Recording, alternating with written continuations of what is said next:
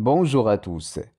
Il est désormais confirmé que Sophie Davant prendra bel et bien congé des acheteurs, des vendeurs et des fans de l'émission Affaires conclues après avoir animé l'émission de vente aux enchères pendant 6 années.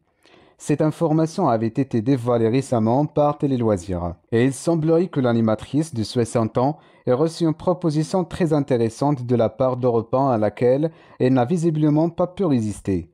Selon les informations actuelles, il semblerait que Julia Vignali soit choisie pour succéder à Sophie Davant dans l'émission Affaires conclues, contrairement à ce qui avait été suggéré précédemment avec Caroline Margueridan.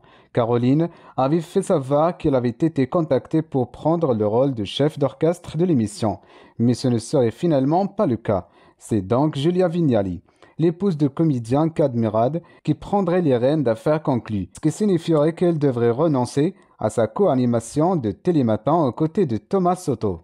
Des rumeurs laissent entendre que ce choix aurait soulagé l'équipe de la matinale de France 2, avec laquelle la collaboration se serait déroulée difficilement.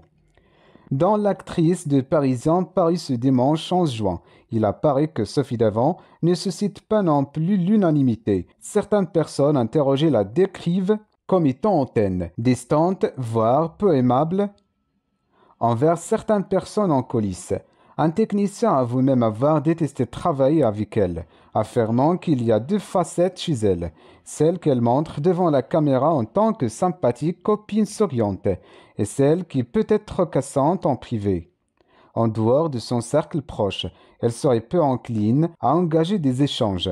Un parent d'un enfant malade présent au téléphone, l'entourage de Sophie Davant la défend avec véhémence et préfère la décrire comme étant cash, entière et spontanée. Son amie Caroline la défend avec conviction en affirmant qu'on la perçoit comme froide uniquement parce qu'elle est concentrée et professionnelle dans son travail et que cela ne relève ni de l'arrogance ni du mépris. Laurent Ruquier estime pour sa part qu'elle est sympathique, fragile et peu sûre d'elle, ajoutant qu'il possède un grand cœur. Magali, sa coiffeuse depuis 14 ans, la décrit comme fidèle, à l'écoute et très drôle, soulignant son autodérision qui est rare dans ce milieu. Sophie Davant est-elle victime d'un malentendu? C'est la fin de ce rendez-vous, merci, à très bientôt.